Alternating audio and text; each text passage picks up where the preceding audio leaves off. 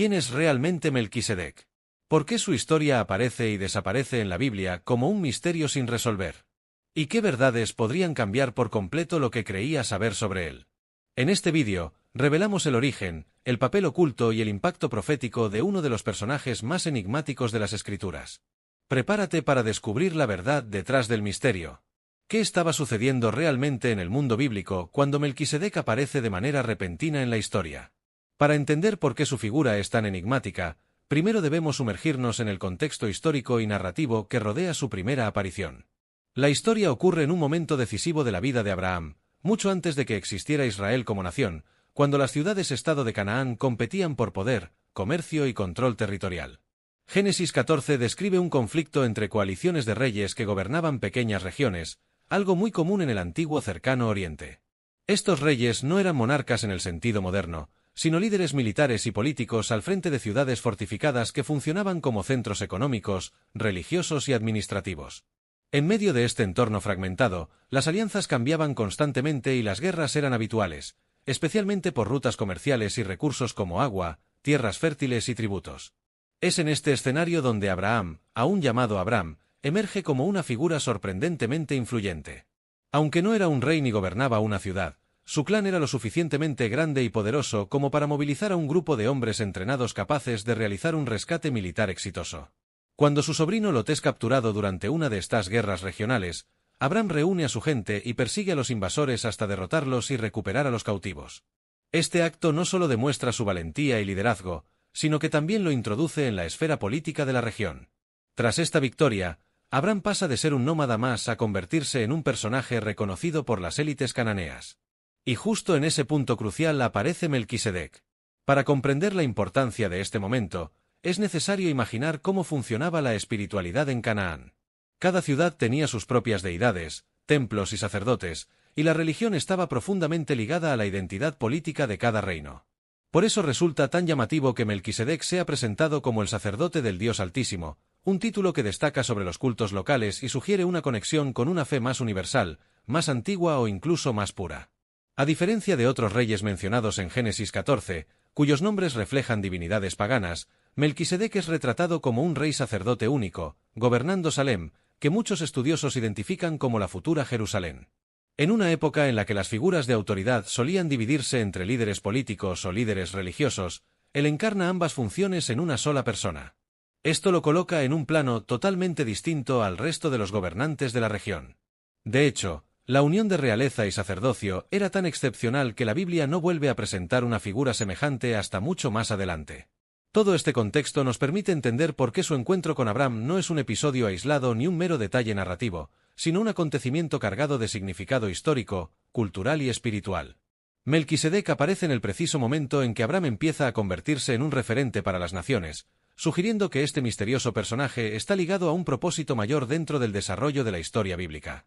¿Qué hace que la primera aparición de Melquisedec en Génesis 14 sea tan desconcertante, tan inesperada y tan llena de significado que aún hoy sigue generando debates entre estudiosos, teólogos y lectores de la Biblia? Para entender esta escena, tenemos que analizarla con atención, porque aunque sea breve, está cargada de detalles que podrían cambiar por completo la forma en que entendemos la historia de Abraham, y sobre todo, la identidad de este misterioso rey sacerdote.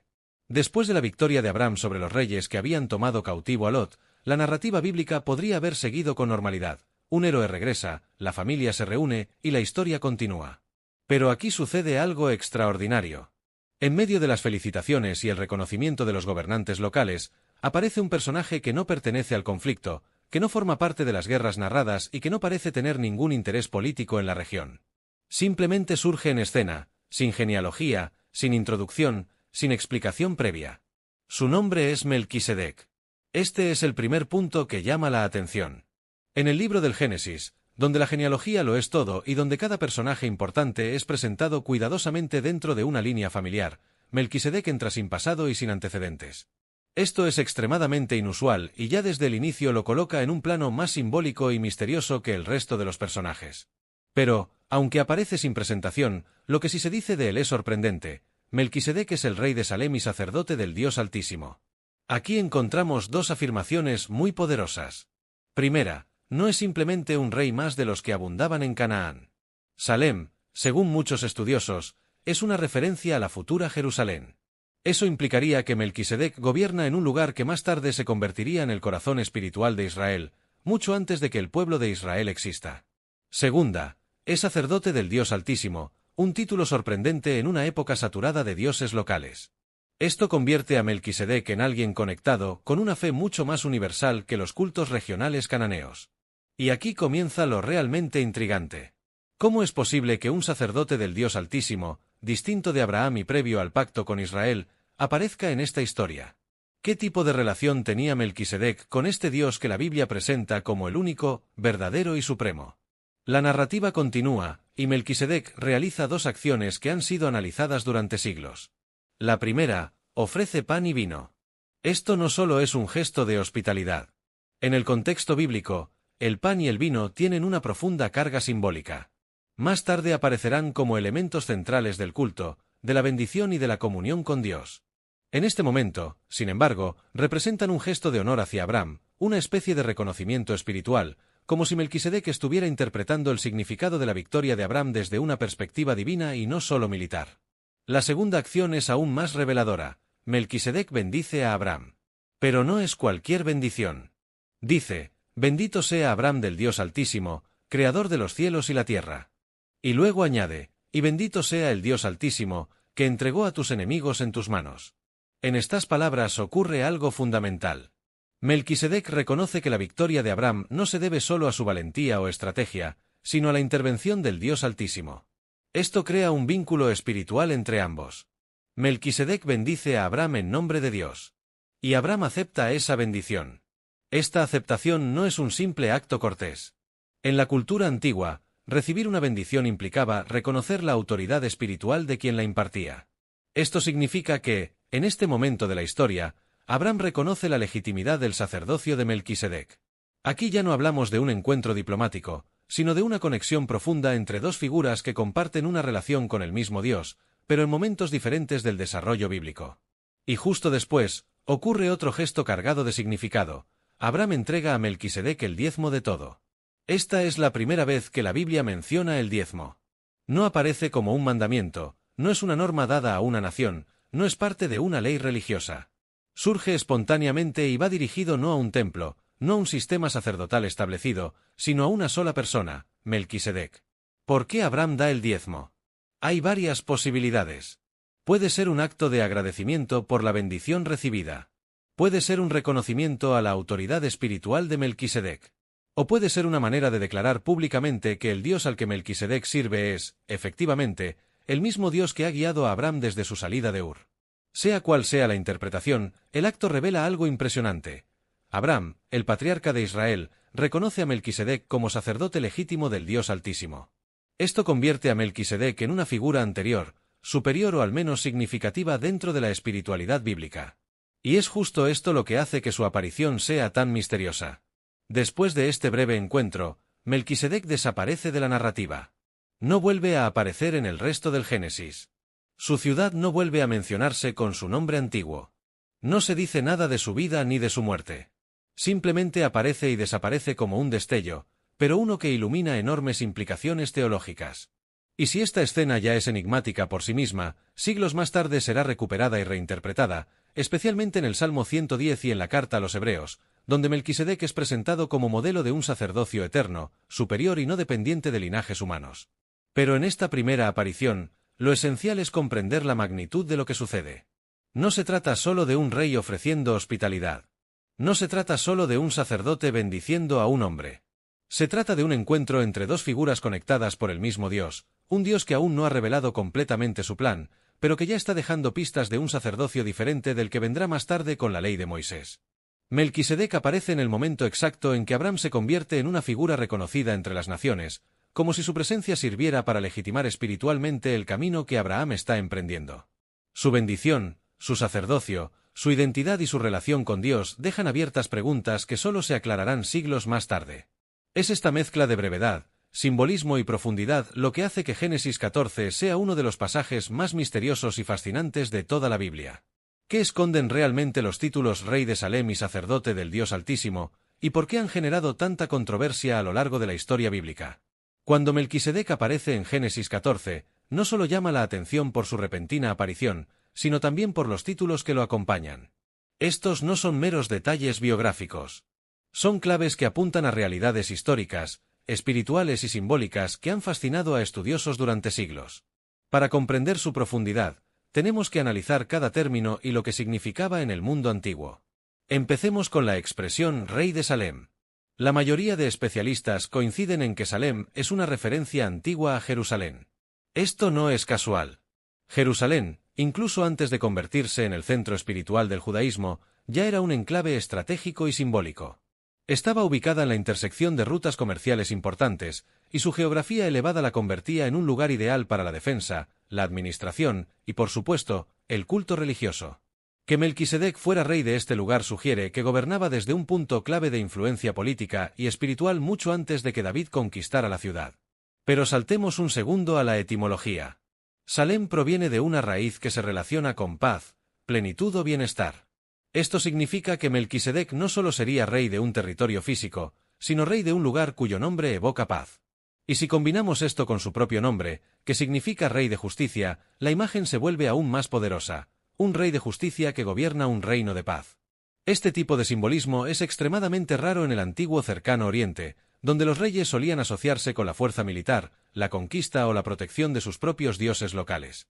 La Biblia, sin embargo, presenta a Melquisedec como un rey cuyo nombre y territorio reflejan ideales espirituales universales.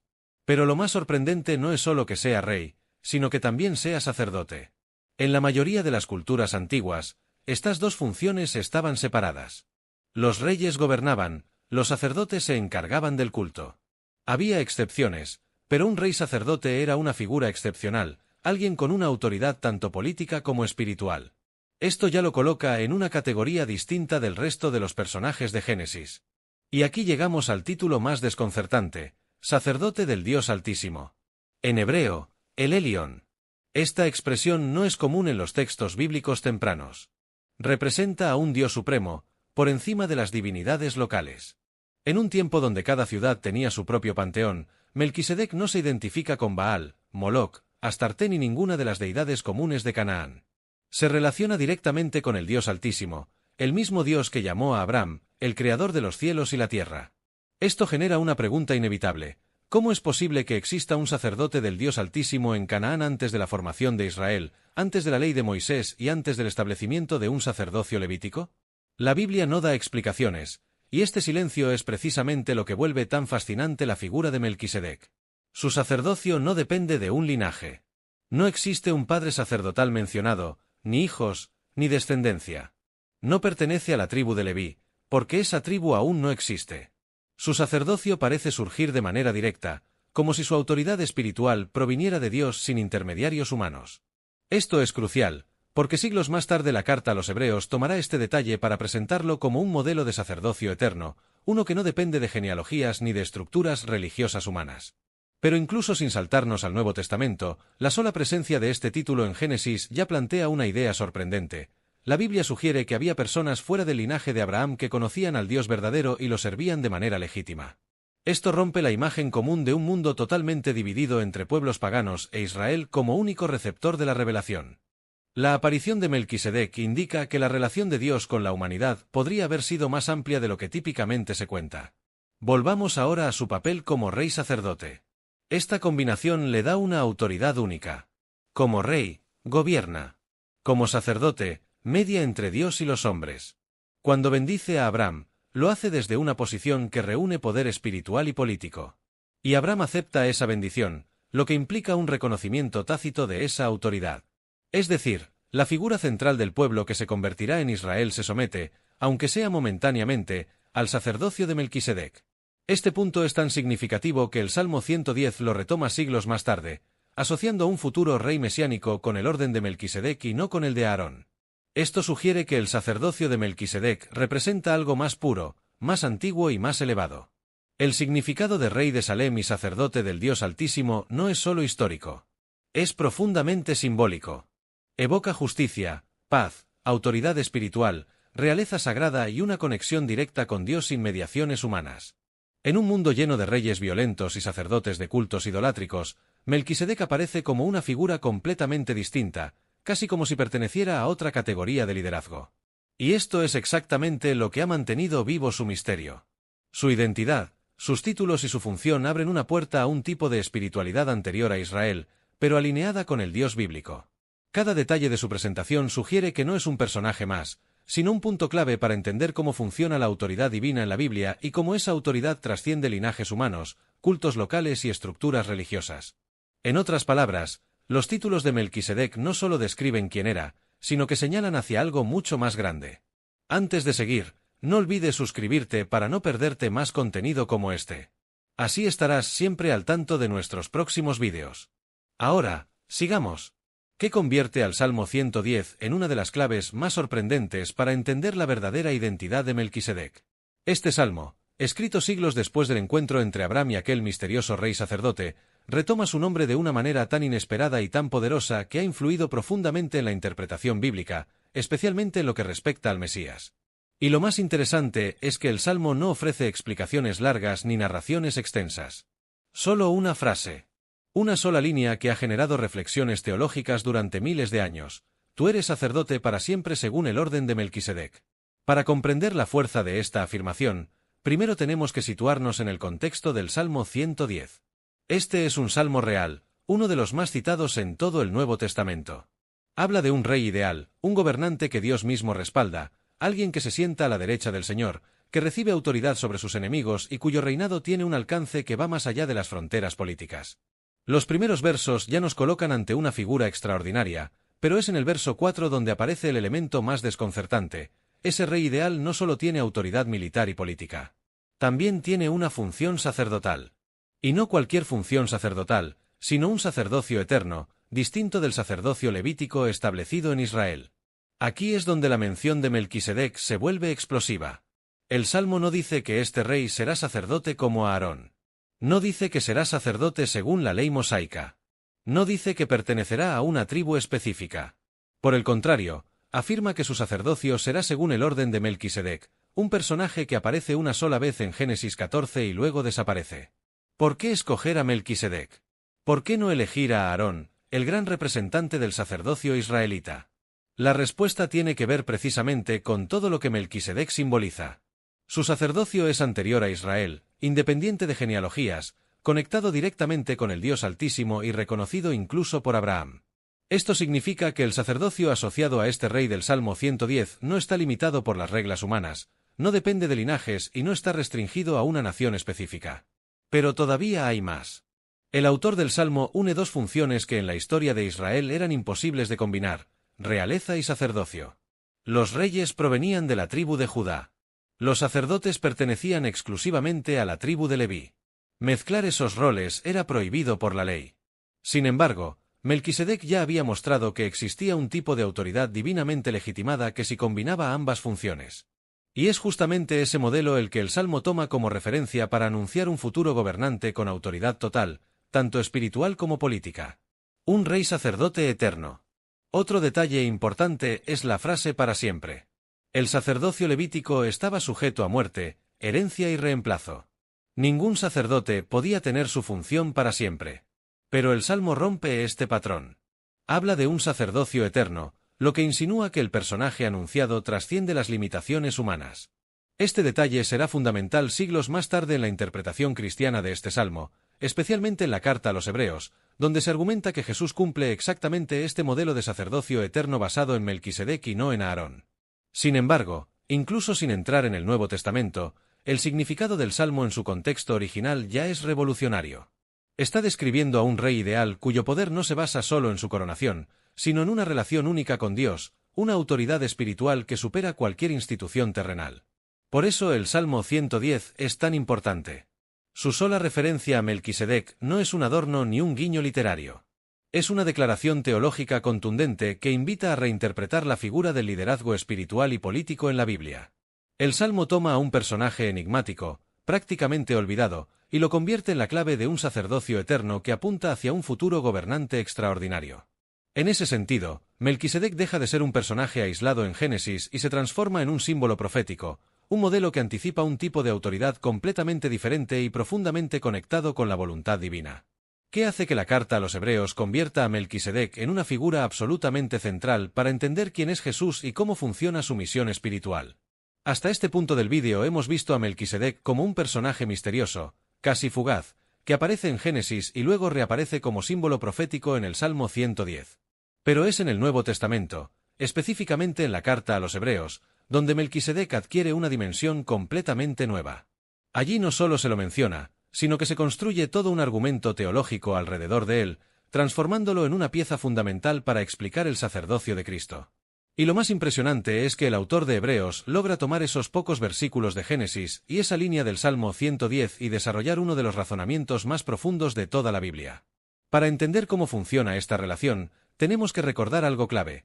En el judaísmo del primer siglo, el sacerdocio levítico era el corazón del sistema religioso. Los sacerdotes descendían de Aarón, pertenecían a la tribu de Leví, y su autoridad dependía estrictamente de esa genealogía. Ellos ofrecían sacrificios, representaban al pueblo y mediaban entre Dios e Israel. Pero la carta a los Hebreos está escrita a una audiencia que conoce este sistema a la perfección y que necesita entender por qué Jesús puede ser considerado sacerdote si él no pertenece a la tribu de Leví, sino a la de Judá. Y aquí es donde Melquisedec se convierte en la clave. El autor de Hebreos presenta a Melquisedec como un tipo de sacerdote distinto del levítico. En lugar de basar su sacerdocio en su linaje, lo basa en su carácter, en su función y en su relación directa con Dios. Y para demostrar esto, el autor usa detalles que Génesis no explica en voz alta, pero que su silencio permite interpretar. Por ejemplo, señala que Melquisedec no tiene genealogía registrada, no se menciona su nacimiento ni su muerte.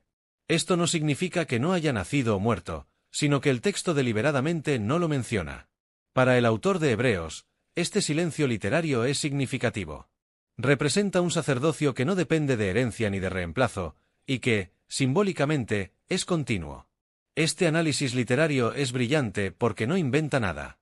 Simplemente observa qué dice y qué no dice el texto. Y a partir de allí, construye un argumento poderoso. Jesús no necesita pertenecer a la tribu de Leví para ser sacerdote porque su sacerdocio no pertenece a ese orden. Pertenece al orden de Melquisedec, un orden anterior, superior y eterno, como lo proclamaba el Salmo 110.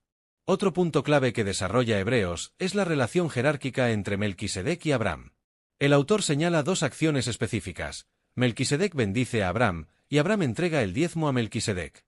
En la cultura bíblica, el que bendice es superior al que recibe la bendición. Y el que recibe el diezmo tiene autoridad espiritual sobre quien lo entrega. Por lo tanto, si Abraham, el patriarca de Israel, reconoce la autoridad de Melquisedec, entonces el sacerdocio de Melquisedec es superior al sacerdocio que descenderá de Abraham y que más tarde será institucionalizado por la ley de Moisés. Este argumento es profundamente estratégico.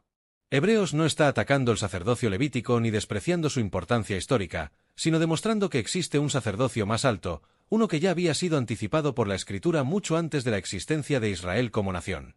De esta forma, abre la puerta a que Jesús sea sacerdote sin contradecir la ley, porque su sacerdocio opera en otro nivel.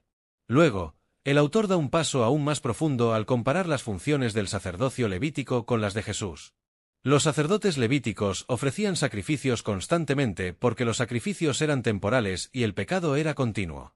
También morían, por lo que debían ser reemplazados por otros sacerdotes. En cambio, Jesús, según Hebreos, ofrece un sacrificio único y definitivo, no de animales, sino de sí mismo.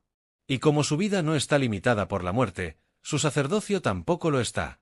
Hebreos argumenta que Jesús tiene un sacerdocio perfecto porque es eterno, inmutable y suficiente. Pero la carta no se queda solo en comparaciones. También presenta a Melquisedec como una figura que anticipa cualidades del Mesías.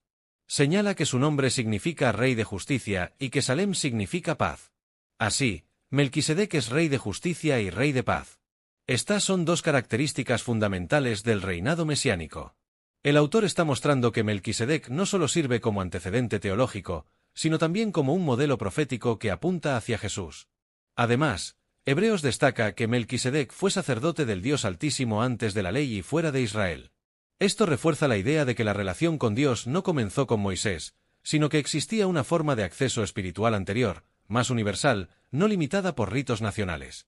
Este detalle es crucial para la audiencia original de Hebreos, que estaba tratando de entender cómo podían seguir a Jesús sin traicionar su identidad judía. El autor les está diciendo que Jesús no destruye la fe antigua, sino que la cumple y la lleva a su plenitud, porque pertenece a un orden más fundamental que el de Leví. Finalmente, Hebreos concluye que Jesús, al ser sacerdote según el orden de Melquisedec, trae un nuevo pacto, uno que supera al pacto anterior no por desprecio hacia la ley, sino porque ofrece algo que el sistema levítico, por su naturaleza, no podía ofrecer: una transformación interior, un acceso directo a Dios y una mediación perfecta. Es decir, Melquisedec no aparece en Hebreos como simple curiosidad histórica, sino como la llave que permite entender a Jesús no solo como rey, sino también como sacerdote, mediador y salvador. Por eso, la carta a los Hebreos convierte a Melquisedec en una figura esencial. No es un personaje secundario. Es la pieza que falta para comprender por qué Jesús puede ocupar un lugar único en la historia bíblica. Hebreos toma su misterio y lo transforma en un puente entre el Antiguo y el Nuevo Testamento, explicando que el plan de Dios nunca estuvo limitado a un sistema religioso, sino que desde el principio apuntaba hacia un sacerdocio superior, eterno y universal. Y ese sacerdocio es el que Jesús encarna de forma perfecta. ¿Qué hace que Melquisedec haya sido interpretado de tantas maneras diferentes a lo largo de miles de años, hasta el punto de que cada tradición religiosa lo ha visto casi como un personaje distinto? Este es uno de los aspectos más fascinantes de su figura. Su brevedad en la Biblia no impidió que se convirtiera en un enigma poderoso que ha inspirado interpretaciones en el judaísmo, en el cristianismo primitivo y en los textos hallados en Qumrán, además de abrir la puerta a reflexiones místicas y especulaciones profundas en diferentes comunidades. Su misterio, justamente, es lo que ha mantenido viva la conversación durante siglos. Para entenderlo, tenemos que recorrer estas interpretaciones y ver cómo cada una revela una faceta distinta de su identidad. Empecemos con el judaísmo antiguo. Dentro del pensamiento judío previo al cristianismo, Melquisedec era visto, en general, como un hombre justo, un rey piadoso que adoraba al Dios verdadero antes de que surgiera Israel como nación. Algunos rabinos lo identificaban con Sem, el hijo de Noé, argumentando que Sem vivió lo suficiente como para coincidir en el tiempo con Abraham, y por lo tanto, podía haber sido este misterioso sacerdote. Esta interpretación resolvía dos problemas: explicaba su longevidad simbólica y mantenía su sacerdocio dentro de una línea humana conocida. Además, algunos textos rabínicos señalan que Melquisedec cometió un error al bendecir primero a Abraham en lugar de bendecir primero a Dios, lo que habría justificado que el sacerdocio pasara posteriormente a la descendencia de Abraham. Esto muestra que, dentro del judaísmo, Melquisedec no era visto como una figura divina, sino como un ser humano extraordinario cuyo papel debía encajar dentro de la historia de Israel. Pero con el surgimiento del cristianismo primitivo, la interpretación dio un giro completamente diferente. Como vimos en la sección anterior, la carta a los Hebreos convierte a Melquisedec en la clave para explicar el sacerdocio de Jesús. Esto llevó a los primeros cristianos a ver en él una figura que trasciende lo humano. Para algunos, Melquisedec era un tipo de Cristo, una especie de sombra profética que anticipaba su papel como rey y sacerdote eterno. Para otros, especialmente en los primeros siglos, Melquisedec era una manifestación directa del Hijo de Dios antes de su encarnación. Esta idea, llamada cristofanía, veía en Melquisedec una aparición previa de Cristo en forma humana. Aunque esta postura no se volvió la interpretación dominante, sí tuvo influencia en ciertos círculos cristianos que querían conectar la revelación del Nuevo Testamento con momentos concretos del Antiguo Testamento. Y si esto ya suena fascinante, lo que aparece en los manuscritos del Mar Muerto, descubiertos en Qumrán, lleva el misterio a otro nivel. En estos textos, especialmente en uno conocido como 11Q Melquisedec, Melquisedec es presentado no solo como un ser humano, sino como una figura celestial. Allí se lo describe como un ser angelical, incluso como un instrumento divino que trae juicio, libertad y expiación. En este documento, Melquisedec aparece como líder de las fuerzas celestiales, enfrentándose a las fuerzas del mal en un contexto escatológico, es decir, relacionado con el fin de los tiempos. Esta interpretación es impactante porque muestra que, en la mentalidad de esta comunidad, Melquisedec no era simplemente un rey del pasado, sino un ser espiritual activo en el plan divino. Y no solo eso, era central en la lucha cósmica entre el bien y el mal. Para los miembros de Qumrán, su autoridad era mayor que la de los ángeles comunes, lo que lo convierte en una figura casi divina, o como mínimo, en un intermediario supremo del juicio de Dios. Esta visión contrasta con la del judaísmo rabínico, pero también se diferencia de la del cristianismo primitivo, porque Qumrán no lo identifica con el Mesías ni con Cristo, sino que lo coloca en una categoría única, distinta y poderosa. Lo interesante es que estas interpretaciones coexistieron en el mismo trasfondo histórico, mostrando que Melquisedec era una especie de lienzo en blanco sobre el cual diferentes grupos proyectaban sus expectativas espirituales. A lo largo del tiempo, surgieron también interpretaciones místicas, especialmente dentro de corrientes esotéricas y gnósticas. En algunos grupos gnósticos, Melquisedec era considerado un ser de luz, un maestro espiritual que operaba entre dimensiones, alguien que poseía un conocimiento secreto de Dios. En ciertos textos extrabíblicos, se lo presenta casi como un espíritu eterno que nunca muere, asociado con la sabiduría divina. Incluso en tradiciones posteriores, como algunas ramas del misticismo judío, se especuló que Melquisedec representaba un nivel de consciencia espiritual elevado, una especie de arquetipo de justicia y pureza que trasciende el tiempo. Estas interpretaciones místicas fueron vistas con recelo por las tradiciones más institucionales, pero muestran que Melquisedec siempre ha sido un símbolo flexible, capaz de encarnar ideas profundas sobre justicia, paz, eternidad, espiritualidad y conexión divina. Y en última instancia, ¿qué nos dicen todas estas interpretaciones? Que Melquisedec no es solo un personaje histórico, ni un rey antiguo perdido entre las páginas del Génesis. Para cada tradición, ha sido una ventana hacia algo más grande. Para el judaísmo, un modelo de alguien fuera de Israel que aún conocía al Dios verdadero. Para el cristianismo, el precursor perfecto del sacerdocio eterno de Jesús. Para Qumrán, un ser celestial con autoridad divina. Para místicos y buscadores espirituales, una figura que trasciende el mundo físico. Su misterio no se debe a falta de información, sino precisamente a lo contrario. Su brevedad permite que su figura sea interpretada desde ángulos completamente diferentes, convirtiéndolo en uno de los personajes más polifacéticos y fascinantes de toda la Biblia. ¿Qué pasaría si Melquisedec no fuera simplemente un personaje histórico, sino una pista deliberada sembrada en la Biblia para revelar algo mucho más profundo sobre la relación entre Dios y la humanidad? A esta altura del vídeo, ya hemos revisado su aparición en Génesis, su eco profético en el Salmo 110, su reinterpretación en la carta a los Hebreos y cómo diferentes tradiciones lo han entendido durante milenios. Y aún así, la pregunta sigue abierta: ¿quién era realmente Melquisedec? Esta es la sección donde exploraremos las principales teorías que se han propuesto, y sobre todo, lo que cada una revela acerca del misterio que envuelve su identidad. No se trata de escoger una teoría definitiva, sino de entender por qué cada una existe y que aporta a este fascinante rompecabezas bíblico. Comencemos por la primera y más sencilla teoría: Melquisedec como un personaje histórico real. Según esta visión, Melquisedec era simplemente un rey cananeo que gobernaba sobre Salem, probablemente la Jerusalén primitiva, y que tenía una relación auténtica con el Dios Altísimo.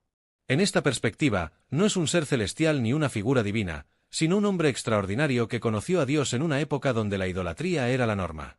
Esta teoría encaja bien con la arqueología y con el contexto histórico del Génesis. Sabemos que la región estaba llena de ciudades-estado, cada una con su propio rey, y que existían sacerdotes que servían a diferentes deidades. Melquisedec podría haber sido uno de esos líderes, pero con la particularidad de servir al verdadero Dios. Esta interpretación lo presenta como un remanente espiritual, un testimonio aislado de que la fe en el Dios único no dependía exclusivamente de Abraham. Si esta teoría es correcta, la importancia de Melquisedec estaría en su papel como figura histórica que confirma que Dios ya estaba obrando en diferentes lugares antes del llamado de Abraham. Sin embargo, esta explicación, aunque válida, no satisface del todo el carácter tan extraordinario con el que la Biblia lo describe. Por eso surge una segunda teoría, mucho más fuerte en el cristianismo: Melquisedec como una figura simbólica o literaria diseñada para resaltar principios espirituales universales. Desde este ángulo, Melquisedec no es importante por su biografía, sino por lo que representa. Es el rey de justicia y el rey de paz. Es un sacerdote del Dios Altísimo.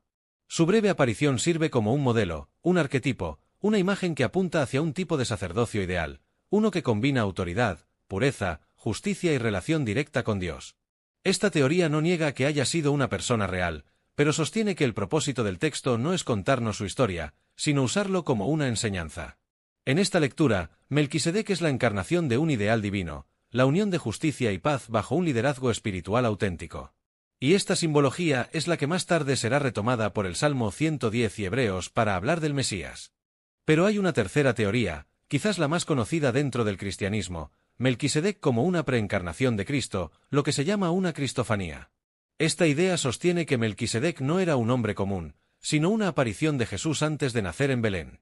Los defensores de esta teoría señalan varios elementos: su falta de genealogía en el texto, su título como sacerdote del Dios Altísimo, su bendición a Abraham, su nombre asociado con justicia y paz, y la manera en que Hebreos lo presenta como alguien sin principio de días ni fin de vida a nivel literario.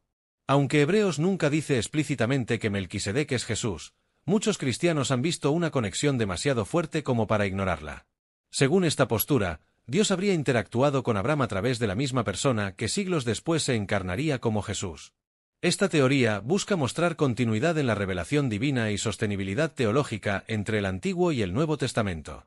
Sin embargo, también es debatida porque el texto de Hebreos habla de Jesús y Melquisedec como figuras distintas, aunque relacionadas. Pasemos ahora a una cuarta teoría, menos conocida pero muy influyente en ciertos círculos académicos: Melquisedec como un ser celestial, distinto de Cristo pero igualmente superior a los seres humanos. Esta es la interpretación que encontramos en los manuscritos de Qumrán. En 11q Melquisedec se lo describe como un ser divino, posiblemente un ángel exaltado, encargado del juicio final y la libertad de los justos. En este texto, Melquisedec aparece como un ser de luz, un líder celestial que ejecuta los planes de Dios contra las fuerzas del mal. Esto lo coloca en una categoría completamente diferente a la humana. La comunidad de Qumrán veía la historia del mundo como una batalla cósmica entre el bien y el mal, y Melquisedec ocupaba un papel central en esa lucha. Según esta teoría, su aparición ante Abraham sería una manifestación de este ser celestial actuando en un momento estratégico de la historia humana. Esta interpretación es fascinante porque nos muestra cómo diferentes grupos antiguos entendieron a Melquisedec como algo más que un rey terrenal. Lo vieron como una figura espiritual activa, poderosa y profundamente conectada con el plan divino. La quinta teoría es una de las más sugerentes: Melquisedec como un símbolo de un tipo de sacerdocio perfecto que trasciende cualquier figura individual. Según esta visión, la Biblia no nos da detalles sobre su origen ni su final porque su existencia funciona como una ventana hacia el propósito de Dios para el sacerdocio verdadero. En este sentido, Melquisedec no representa a una persona en específico, sino un principio espiritual, el de un sacerdote rey que sirve a Dios sin depender de linajes ni estructuras humanas. En lugar de preguntarnos quién era, esta teoría invita a preguntarnos qué representa. Y lo que representa es un tipo de ministerio basado en la justicia, la paz, la integridad y la autoridad divina directa. En el contexto bíblico, donde el sacerdocio levítico era imperfecto y limitado, Melquisedec simboliza un sacerdocio ideal, eterno y perfecto, un sacerdocio que más tarde el cristianismo atribuirá a Jesús. Finalmente, existe una sexta teoría: Melquisedec como un personaje literario construido para revelar la universalidad de la relación de Dios con la humanidad. Esta idea sostiene que Melquisedec es usado por la Biblia para mostrar que el acceso a Dios no comenzó con Israel, que Dios ya estaba obrando en el mundo, guiando a personas fuera del linaje de Abraham. En esta visión, Melquisedec es la prueba de que la revelación divina no estaba limitada a una sola familia o nación. Era una señal de que la voluntad de Dios iba más allá de las fronteras humanas. Esto también explica por qué Melquisedec bendice a Abraham y no al revés. Es la Biblia diciendo que Dios estaba presente en más lugares de los que imaginamos y que la historia de la fe es más amplia de lo que solemos pensar. Entonces, ¿quién era realmente Melquisedec? La verdad es que todas estas teorías reflejan diferentes maneras de acercarse a un misterio que el propio texto deja abierto. Lo importante no es solo cuál teoría es la correcta, sino entender por qué Melquisedec ha inspirado tantas interpretaciones profundas. Él representa la unión entre justicia y paz, entre realeza y sacerdocio, entre lo humano y lo divino. Es un recordatorio de que Dios aparece donde menos lo esperamos y de que hay figuras en la Biblia que actúan como puentes entre distintas etapas de la revelación. Su misterio no es un problema que resolver, sino una invitación a mirar la Biblia con más profundidad, más curiosidad y más asombro.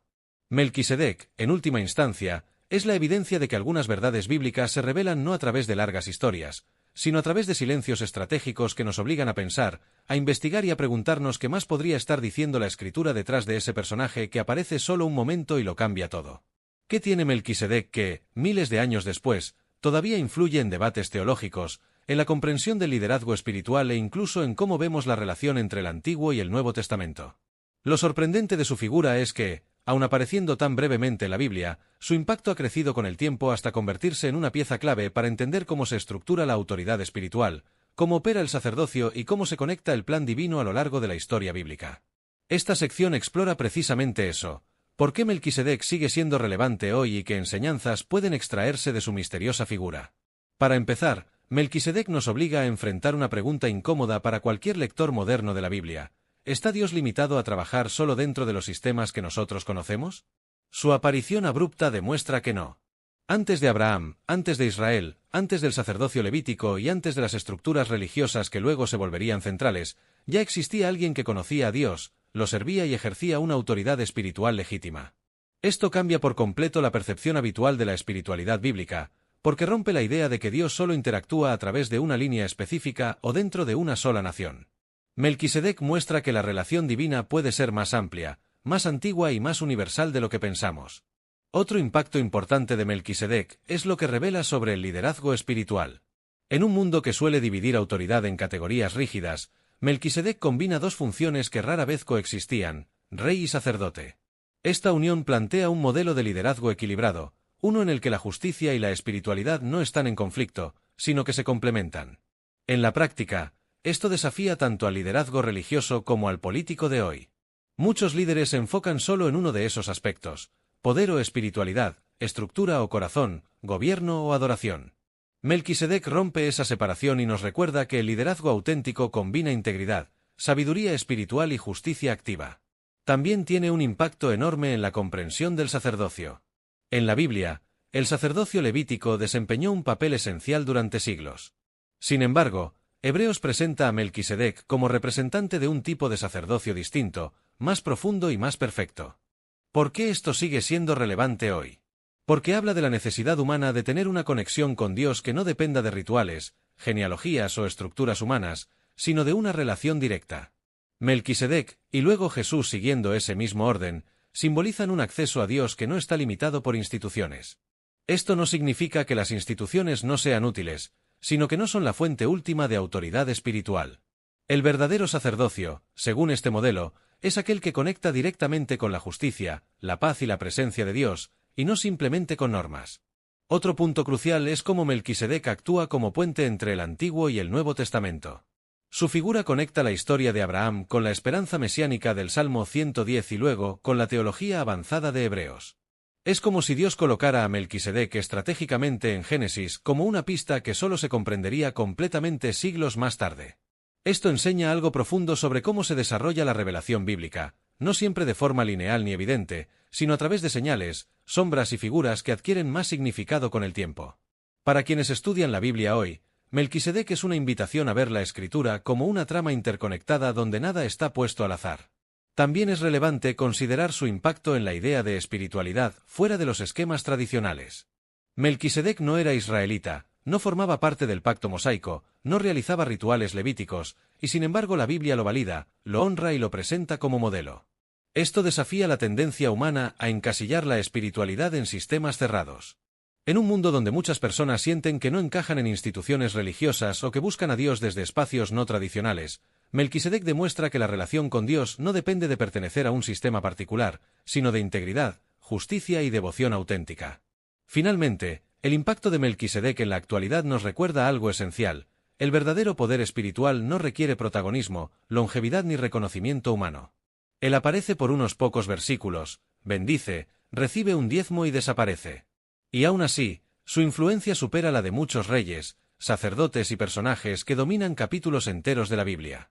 Esto enseña que el valor espiritual no se mide por el tiempo en escena, sino por la profundidad del propósito. En resumen, Melquisedec sigue siendo relevante porque representa un tipo de liderazgo divino que trasciende fronteras humanas, porque anticipa un sacerdocio perfecto que se cumple en Cristo y porque encarna una espiritualidad pura, libre de estructuras artificiales. Es un recordatorio de que Dios actúa donde quiere, cuando quiere y a través de quien quiere, incluso si su identidad sigue envuelta en misterio. Melquisedec aparece solo por un instante en la Biblia, pero su legado atraviesa toda la historia bíblica como una sombra llena de significado. Su identidad, su sacerdocio y su conexión con Abraham revelan que Dios deja señales profundas incluso en los lugares más inesperados. Si has llegado hasta aquí, ya sabes que este misterio no se resuelve con una sola respuesta, sino explorando cada capa de su historia. Y eso es lo que hace que Melquisedec sea tan fascinante. Si te gustaría que sigamos revelando más enigmas ocultos en la Biblia, no olvides suscribirte al canal, dejar tu like y compartir en los comentarios cuál de todas las teorías sobre Melquisedec te sorprendió más. Tu participación ayuda a que más personas descubran estos temas y nos motiva a seguir creando contenido profundo y revelador.